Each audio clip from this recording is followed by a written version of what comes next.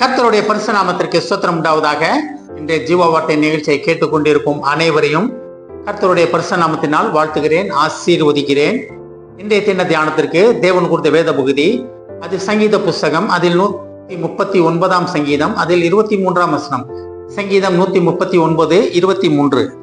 தேவனே, என்னை ஆராய்ந்து என் இருதயத்தை அறிந்து கொள்ளும், என்னை சோதித்து என் சிந்தனைகளை அறிந்து கொள்ளும்.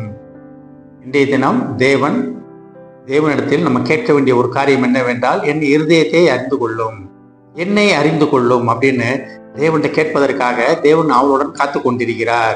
இது தாவீது ராஜா எழுதின ஒரு புஸ்தகம். இதயத்துக்கு இன்பமானவன் அப்படின்னு இயேசு கிறிஸ்துவால் தேவனால் அழைக்கப்பட்ட தாவீது என்ன அழகா சொல்றாரு பாருங்க. இந்த காரியங்களை சொல்றாரு, தேவனை என்னை ஆராய்ந்து என் இருதயத்தை அறிந்து கொள்ளும், என்னை சோதித்து அந்த சிந்தனைகளை அறிந்து கொள்ளும்.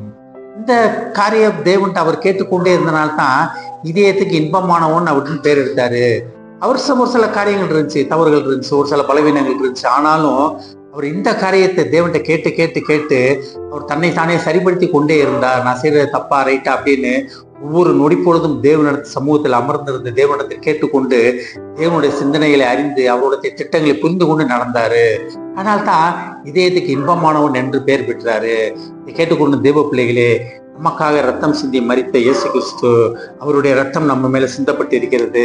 அவரால் நீதிமான்களாக்கப்பட்டு இருக்கிறோம். ஆனாலும் நம்ம ஒரு காரியத்தை செய்ய வேண்டும். தாவீது ராஜா சொன்ன அதே காரியத்தை நம்ம கேட்க வேண்டும்.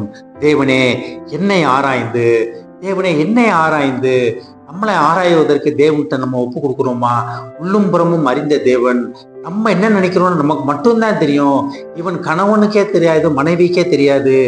நம்ம என்ன நினைச்சிட்டு இருக்காங்க, என்ன செஞ்சுக்கிட்டு இருக்காங்கன்னு. வெளிப்போக்கில் மனிதர் வேற மாதிரி இருப்போம். ஆனா உள் மனதுல, இருதயத்தின் மடி ஆழத்துல நம்மளோட சிந்தனைகள், நம்மளோட காரியங்கள் எப்படி இருக்கிறது என்பதை ஆராய்ந்து அறிந்து தேவனிடத்தில் ஒப்புவித்து, தவறான காரியங்கள், தவறான சிந்தனைகள், தேவனுக்கு பிடித்தமில்லாத காரியங்கள் இருந்தா, தேவனை இதிலிருந்து என்னை எடுத்து போடுமாண்டவரே அப்படின்னு கேட்டோம்னா அதி அற்புதமாக தேவன் அதிலிருந்து விடுவிக்க வல்லவராக இருக்கிறார். அது தாவீது ராஜா ரொம்ப அழகா தெரிஞ்சுக்கிட்டனால்தான் அழகா சொல்றாரு, தேவனை என்னை ஆராய்ந்து என் இருதயத்தை அறிந்து கொள்ளும், என்னை சோதித்து என் சிந்தனைகளை அறிந்து கொள்ளும். இருதயத்தின் சிந்தனைகளை அறிந்த தேவன்.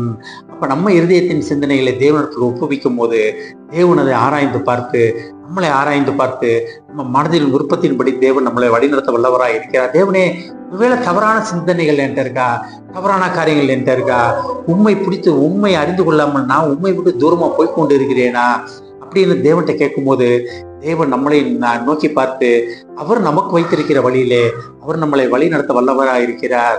இந்த ஒரு வார்த்தையை நம்ம அனைவரும் சொல்லுவோமா? தேவனே என்னை ஆராய்ந்து என் இருதயத்தை அறிந்து கொள்ளும், என்னை சோதித்து என் சிந்தனைகளை அறிந்து கொள்ளும். கர்த்தர் இதை கேட்ப அவளுடன் காத்து கொண்டிருக்கிறார். ஆமென். ஜெபிப்போம். எங்களை அதிகமாக நேசிக்கும் அன்பின் பரலோக பிதாவே, எங்கள் இருதயங்களை ஆராய்ந்து அறிந்து கொள்வதற்காக நாங்கள் உங்களை அழைக்கிறோம் அப்பா.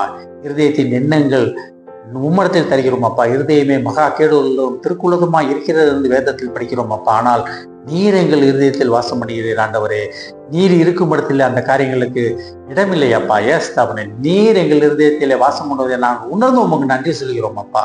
ஒருவேளை உமக்கு பிரியமில்லாத காரியங்கள் எங்கள் இருதயத்தில் இருந்தால், எங்கள் சிந்தனையில் இருந்தால் அதை தூக்கி எரியும் அப்பா. ஏஸ்தாபனே, அதை சுட்டெரித்து போடும் அப்பா. நாங்கள் முழுமையாக உம்மிடத்தில் எங்கள் இருதயத்தை சமர்ப்பிக்கிறோம் அப்பா. இந்த சிந்தனைகளை சமர்ப்பிக்கிறோம் அப்பா.